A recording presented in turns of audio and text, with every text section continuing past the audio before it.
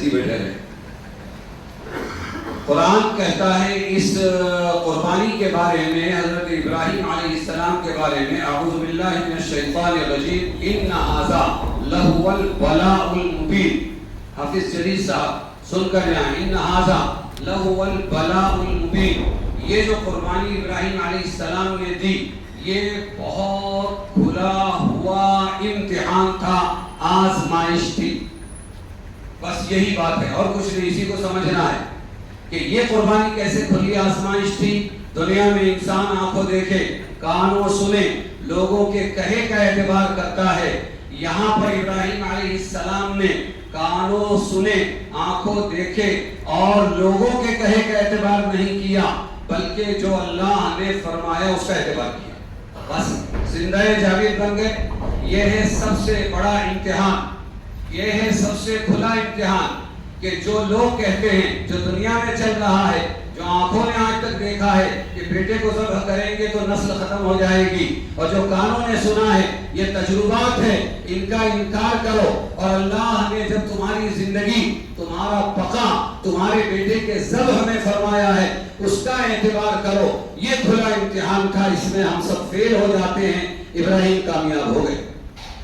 آپ بھی زندگی میں ہمیشہ یاد رکھو، جہاں قرآن، بس قرآن صحیح ہے ہم غلط ہے، جہاں حدیث میں آیا کہ حدیث صحیح ہے ہم غلط ہے. ہمارا اللہ، ہمارا رسول کبھی بھی ہم کو ضائع کرنے والا حکم دے نہیں سکتا. یہی سب سے بڑا امتحان تھا جس میں حضرت ابراہیم علیہ السلام کامیاب ہوئے. آج پیغمبر شیخ جیسے لوگ جو اس کا انکار کر رہے ہیں، وہ لوگوں کے کہے، لوگوں سے سنے، لوگوں کے کہے اور آنکھوں کے دیکھے کا اعتبار کر رہے ہیں. ارے سکسیس تو کائے میں ہے کہ کالجوں میں ہے اور ڈگریوں میں ہے اور عہدوں میں ہے اور وزارتوں میں ہے اور سیاستوں میں ہے اور دواخانے بنانے میں ہے، مال جمع کرنے میں ہے، آن لائن پیسے ایٹھنے میں ہے، ادھر سے ہٹا کر ادھر لانے میں ہے. اس لیے چلو یہ دعوت چلاتے ہیں کہ خون گوشت پہنچنا، جانور کاٹنا یہ تقویٰ نہیں ہے، بلکہ تم مال میرے کو دے دو یہ تقویٰ ہے. حالانکہ نادان اور جاہل اور ان پڑھ کو اتنا نہیں معلوم، جہاں اللہ نے امتحان لیا مینا میں اور انہوں نے بیٹے کو ذبح کرنا چاہا، اس کے بعد یہ نہیں فرمایا بس رک جاؤ تمہارا امتحان کا ہو گیا، تم کامیاب ہو گئے. اس کے بعد مینڈا ذبح کروایا. کیا ذبح کروایا؟ تو اللہ کو نہیں سمجھتا تھا، پیغمبر شیخ کو سمجھتا ہے، اور اللہ کے نبی کو نہیں سمجھتا تھا کہ مینڈا کا ذبح کرنا. اللہ کو تو تقویٰ پہنچتا ہے، اللہ کو خون گوشت ہڈی نہیں پہنچتا ہے. اس واسطے وہاں پر اللہ نے صرف روکا نہیں اسماعیل کو ذبح کرنے سے، بلکہ اس کی جگہ مینڈا ذبح کروا کے یہ سنت جاری کی کہ آپ کتنے بھی پیغمبر جیسے لوگ آ جائے، پیغمبر شیخ جیسے، ان کا اعتبار مت کرنا، بلکہ یہ ادھورے کو پورا کرنے کا طریقہ اسی وقت ہوگا جب تم خون کو بہاؤ گے.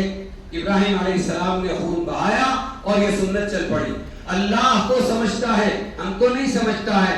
آخری پیغام اس جیسے کے لیے میری طرف سے یہ کہ بھائی حلوائی کی دکان پہ دادا جی کی فاتحہ مت دو، اپنی قربانی ایجاد کرو، وہاں جو من میں آیا وہ کرو. ہمارے اسلام کے قربانی کے لیے ہمارے دلائل کافی ہیں، یہاں تمہاری آئیڈیالوجی نہیں چلے گی. آخری گزارش آپ سے، سکون کے ساتھ، صفائی کے ساتھ قربانی کرو. آج کی نیکی یہ بھی ہے، کہیں کوئی میل کچیل دیکھا، ہم نے کیا تھا یہاں سے پہلے، تو اس کو لو اور اپنے گاڑی میں بھرو، لے جا کے کچرا ڈنڈی میں پھینک کے آؤ. گندگی پھیلاؤ مت، گندگی دور کرنے میں کوشش کرو، محنت کرو اور ساتھ دو، اور غریبوں تک اتنا پہنچاؤ کہ ایک وقت کا کھانا پک جائے.